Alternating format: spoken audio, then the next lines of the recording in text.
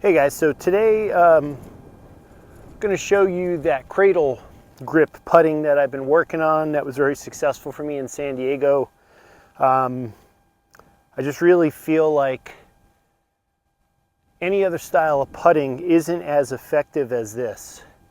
If you're doing side saddle hitting, if you notice it's a lot of hand and arm motion, my body stays fixed square to the target forward, which is great because it allows me to see my line maybe a little truer than if I'm standing sideways.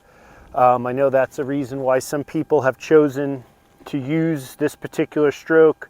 There's also keeping the ball in front of you and, you know, like using a stick, butt end or shaft to line it up and to hit. But again, a lot of the control comes from the arms, the shoulders, so smaller muscle groups. So that leads to potentials in a lot more margin of error. So a lot more mishits, a lot more not hitting it as hard as you should have. Now don't get me wrong, these particular putting styles could be effective if you're, you know, within 4 feet. So right here, I've got a little T.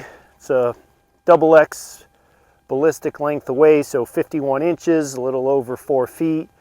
And, you know, maybe from this range, I don't really ever do like a side saddle putt, but, you know, maybe from this range, you could make it work because it's not much effort to get the ball to move. But I've got 2 and 3 fling stick ballistic XL, 2XL lengths away. And that's when, you know, if you're really looking to putt and sink stuff from that far, I really think you need to try this. So in the past, with the longer ballistic, I've anchored the fling stick handle or grip onto my ribs, and that was okay. That was pretty good. I was able to get more motion. See how I'm using my torso?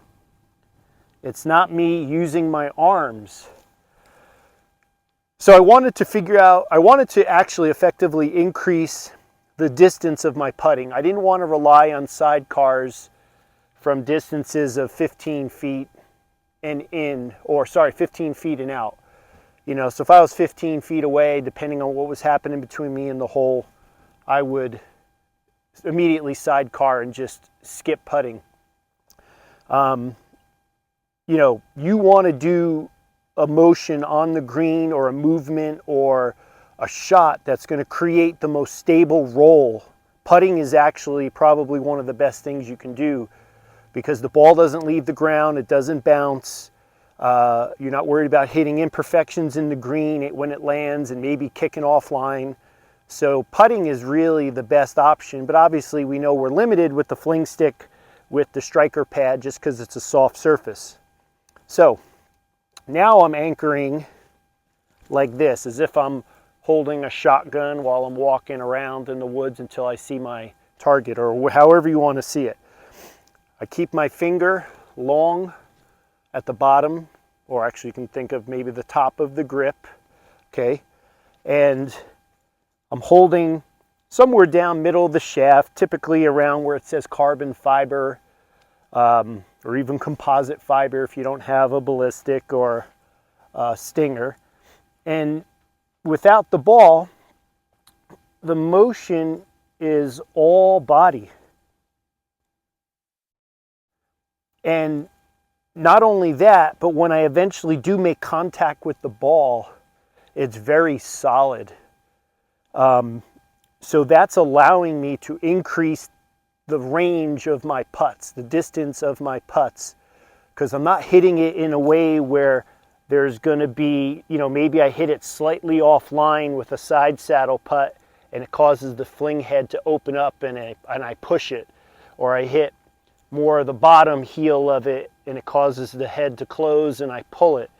You know, with this, even if I mishit it, it's not going to cause that fling head to open or close too much. And I did mishit a couple of putts, but they still went pretty much where I wanted them. So again, looking at it from this way, the idea is my arms go for the ride that my torso rotation provides. Now, being that the way I'm holding it, see how the fling head isn't like straight down, kind of like you would with your side saddle, you know, that means that I got to play the ball maybe from middle of my feet even to the lead foot. So I'll keep my stance open. I'd like that a little bit. I like to keep my head almost behind, well, it is behind and over the ball, so I can see my line. And, you know, if you didn't grow up playing a lot of baseball or hockey or sports like that where you stood sideways doing your motions, you know, maybe this will take a little more time to get, but it's well worth your time. So I'm on a relatively flat green. I just got to line up. And again, watch, it's just a matter of a slight turn of the torso. And based on this distance, a little over 4 feet, you know I have to do a nice, slow, calculated backswing, just a little bit past the back foot. I don't have to wind up and clock it. So just a little bit past the back foot. Okay, that was a little soft, but I still, you know, it still went in. So one more. Again, I line up my head. I'm square to the hole. Nice smooth backswing, good follow through. So again, it's my body, I'm not using my arms, so the margin of error is less. Again, I'm not a fan of these arm style puttings because the margin of error is too much. And putting is so important that you want to do things that are going to reduce the risk of missing, right? You know, you want to drive your car safely, you know, especially in bad weather conditions so you don't crash and, you know, risk hurting yourself, dealing with insurance companies. So think of this as insurance for your putting. It may take a little longer to get good at, but it's going to give you that stable, less chance of error in your putting. So now I'm 2 XXL ballistic fling stick lengths away, and it's just a little further back and a good putt. It goes right in. You know, again, provided I have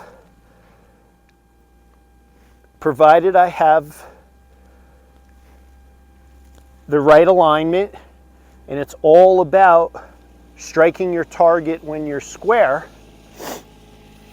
but also striking it effectively. If I'm this far side saddle, and you know you're putting a lot more effort into hitting it, and as you accelerate that fling head through the target, there's more margin of error. With this, I may just have to up my follow through, and nothing really changes in the direction that my fling head goes. So here we are. Gonna line it up. Nice smooth backstroke, follow through. All right, drifted left. Slightly offline, but not too far out, but a good contact, good backswing.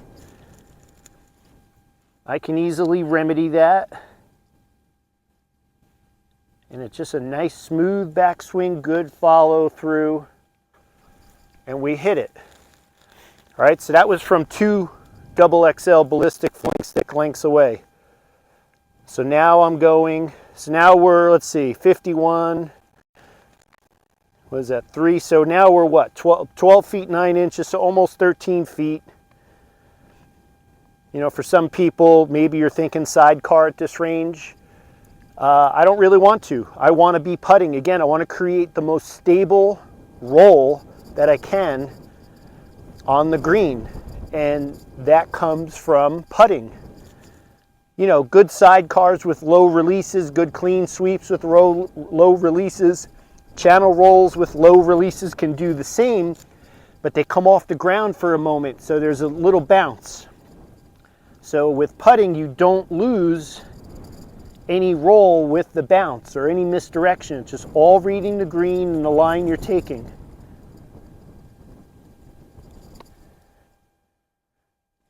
So good stroke, didn't miss by much. Is anybody putting that smoothly with a side saddle or one of these front loaded? I don't think so. I think you're like really, you know, rocking it. During the Pro-Am, one of my partners, one of the amateurs joining me, had complimented my putting on how smooth it was, regardless of the distance. So a nice smooth backstroke, follow through, and boom.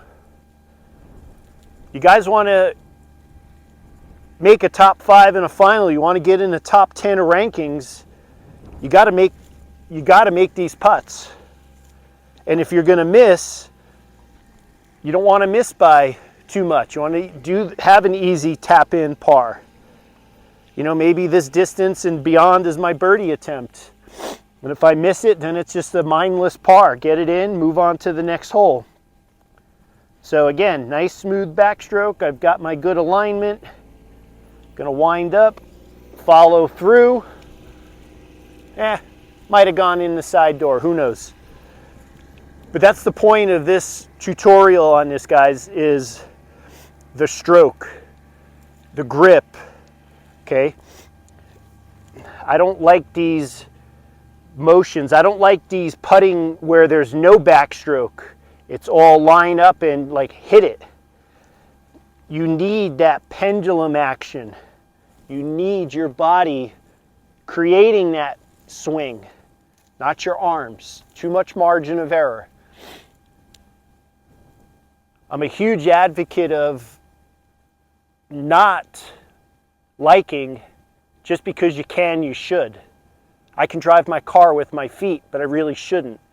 Just because I can putt this way doesn't mean I should if it limits me. Or think of it as this, if it puts you in danger of missing a putt, right? If you're missing a putt from 8 feet out, missing it short mostly because you're not hitting it correctly, you know, that's it. You know, you just gave the course another stroke. The whole idea, as you all know, is to reduce the strokes that you give the course. And I really feel like my qualifying performance, shooting a 75 on a 72 par course with 14 Reggies bringing me to a 61, a lot of that was my putting. Yeah, I gave up a couple bogeys, but I got a couple birdies to get that back. That didn't happen when I was putting as much, even using the anchor point to be on my ribs. I know that would not happen for me doing any of these, you know, weird, just different, you know, side style putting or arm style putting. So keep that in mind. Try this out. Cradle grip. So the bottom of the butt end of the handle is outside my bicep. My inside of my forearm is around the other side of the shaft, and I'm gripping midway down about where it says carbon fiber or even composite fiber. I mean, where you want that to be, that's up to you. And really concentrate on smooth backswing, torso, no arms whatsoever. Arms deviate. Your torso is very fixed and stable. So keep that in mind. Try this cradle style putting, and I guarantee, guys, if you put enough time and effort, this is going to be the style of putting you're going to see more people adopting, because it's very effective and it's solid. Okay, obviously effective is good, but did it look like I was really whacking the ball from almost 13 feet away? So here, I'll go one more. I'll go one more stick length. So now we're over 16 feet. I'm just going to move one of these little tees out of the way. And again, whether I make it or not is inconsequential at the moment. Obviously, if I'm sinking putts from this far on a regular basis, nobody's touching me in these tournaments for a long time to come. Even the pros beyond 10 feet is like a 20% chance, if that. So, but the idea is watch my motion. I'm not overly trying to kill the ball to cover this distance. And it's my torso. Good smooth backswing, eye on the ball.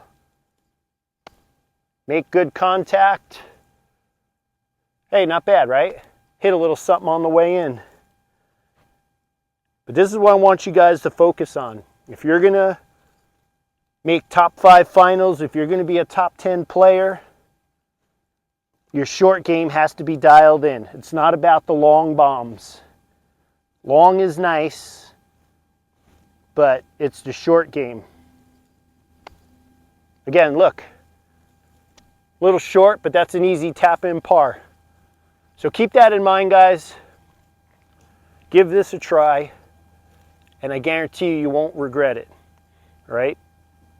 Spend most of your time on the green. Leading up to San Diego, I didn't play for 2 months, and I got 3 practice rounds in before playing. So if you count the team event on Saturday, I got 4 rounds of FlingGolf in before playing in the individual, and was first after qualifying, ended up third. But again, it was my short game. I had never played that well, ever, in a tournament. Play a lot like that when I'm home in comfortable courses and not competing, but you're going to see more of that from me in the future, and I hope you guys adopt this and do it too. So thanks again, guys. All one cut, long talk, but I think I've made all my points.